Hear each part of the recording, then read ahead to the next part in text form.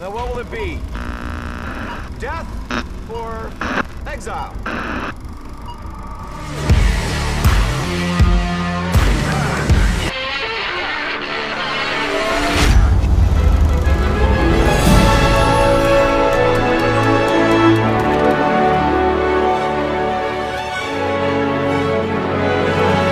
Hello, ladies and gentlemen. My name is Lupe. This is another film Exiles review. I am delighted to be joined by the wonderful, gorgeous, most intelligent, most glamorous Adrienne. Hello. you can just say that every day. Well, I mean, I do in my mind, but I say it every day. Well, thank you. You're welcome. So today we have a review for our listeners. We saw a movie. We saw a Disney movie. We saw a Disney movie called Maleficent, Mistress of Evil. It's the sequel to the first Maleficent movie that came out a couple of years ago. Adrienne, do you have a synopsis for us? What is the movie about? I sure do. We pick up after the first movie. It's 5 years later, and Aurora's about to marry her prince, and it's time for Maleficent to meet her in-laws, the king and queen, and to let Aurora go. Sounds interesting. So, full disclosure, I'm not a big fan of fairy tale movies. I love fantasy movies, Lord of the Rings, obviously stuff like Game of Thrones, Masters of the Universe, Dune, but I'm not the biggest fan of fairy tale movies. Adrienne, you on the other hand, you I like am fairy tale stories. passionate about fairy tales. Yes, and I have the other Disney live action Mm-hmm. fairy tales, Cinderella and Beauty and the Beast and Aladdin are like my top tier. And then in the next tier are sort of those Tim Burton live action Alice in Wonderland films, and the other Maleficent is also in that top tier for me. So I was interested in what they were going to do with this next one. Wow. I came into this one with very low expectations. So, my overall thoughts on it when I was done with the film are that I enjoyed it for what it was. It wasn't like mind blowing, it wasn't terrible. I enjoyed it for what it was. Adrienne, what were your overall general feelings on the film after you saw it? My general feelings after I saw it, well, I want to love it. I want to love them. I want everything, the other fairy tales, I want them to be in that top tier for me. Mm-hmm. And this one, I don't know. It's Okay. not at my top, and I'm fuzzy even on the second tier. Okay, we'll get into details the more we talk about it. So let's start with some technical stuff about the film. So we start with acting performances and characters. What were your favorite acting performances? What were your least favorite acting performances in the film? Well, I think all the performances and the casting, I think I was pretty good with. Of course, Angelina is amazing and perfectly cast as Maleficent. I love the actor that plays Diavolt. His name escapes me, and I thought this casting of Michelle Pfeiffer for the Queen Ingrid was amazing. That she was just amazing as the Queen.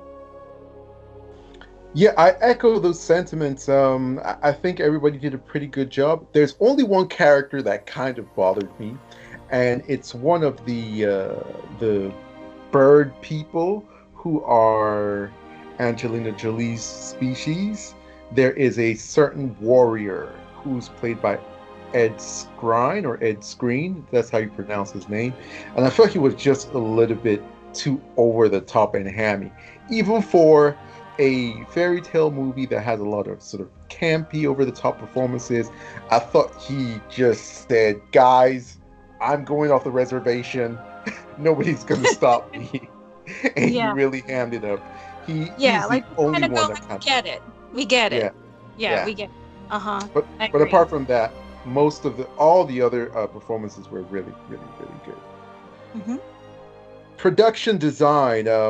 For me, I thought the production design was beautiful. Disney, it's really interesting with Disney because I think on their Marvel movies, the production design tends to be, I mean, for the most part, tends to be a little bit bland, not very crafty. Mhm.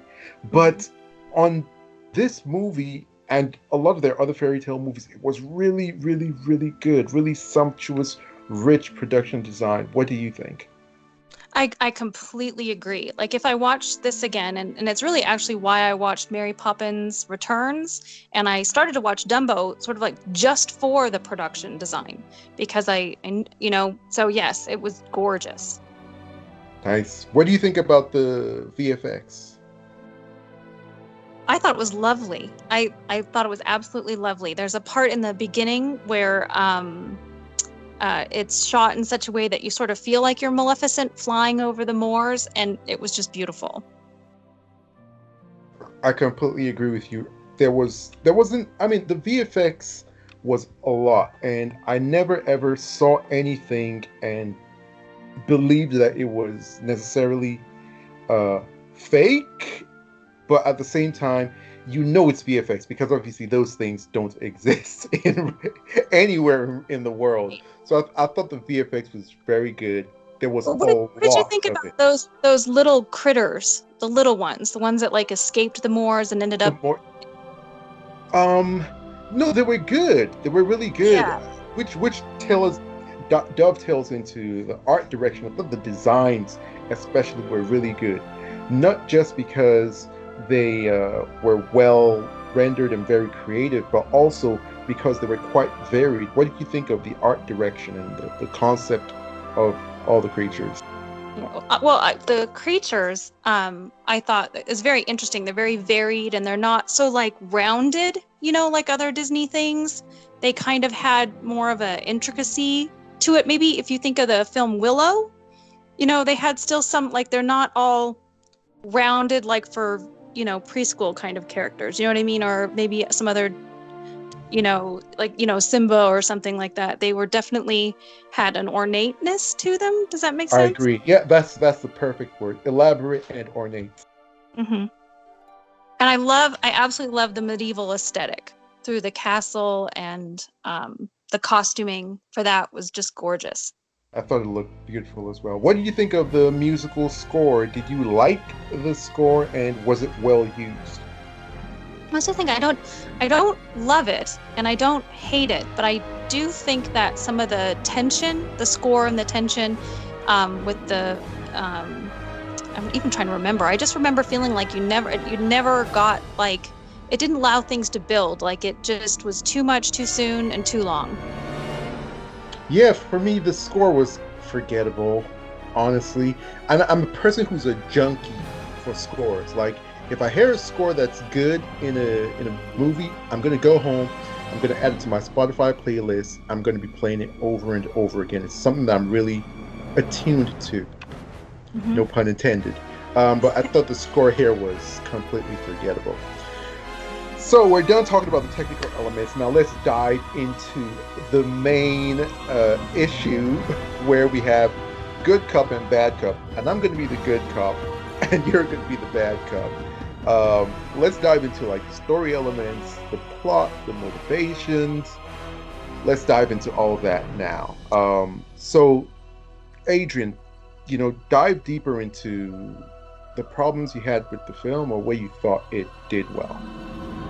Well, I tried to ask myself because it's beautiful. It's incredibly cast. All the scenes were well acted, but something didn't gel for me. So I've asked myself why that is, and I'm thinking it's just got to be in story. That if they had stuck with more of the emotional arc with Maleficent and Aurora, and didn't try to fit in too many other characters and making you feel so much for them. If they didn't, I think I would have liked it better. I think I would have felt like it was Maleficent, Mistress of Evil, her story still. Mhm. Instead, I felt like it was all over the place. There are a couple main characters and there are a lot of minor characters. Let's leave the minor characters alone. So for the main characters, for Maleficent, for Aurora for the Queen as well. Did you like the decisions that their characters made, and were their motivations believable in your opinion? I think what I really want is for them to be more complex and Okay. less maybe one-dimensional.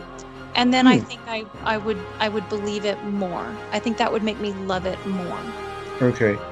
For me, I thought that um, it was quite simplistic, which is basically echoing your sentiments. A lot of things that they did were kind of, no, kind of very predictable.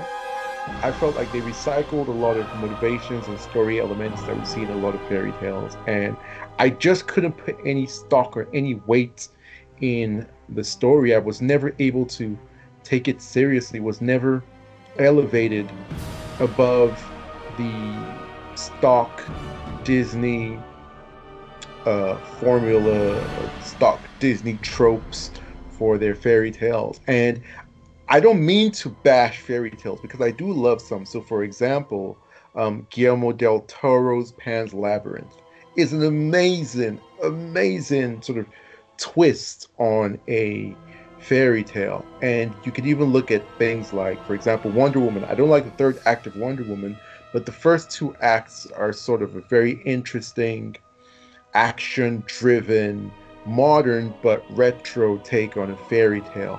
So I don't dislike all fairy tales, but this one, you know, uh, it lived down to my expectations. So themes. These movies are supposed to communicate themes. Are there any themes in there that you thought were interesting or you want to And talk about? that's why I think when they brought in too many different elements, that Hmm. it kind of muddied things.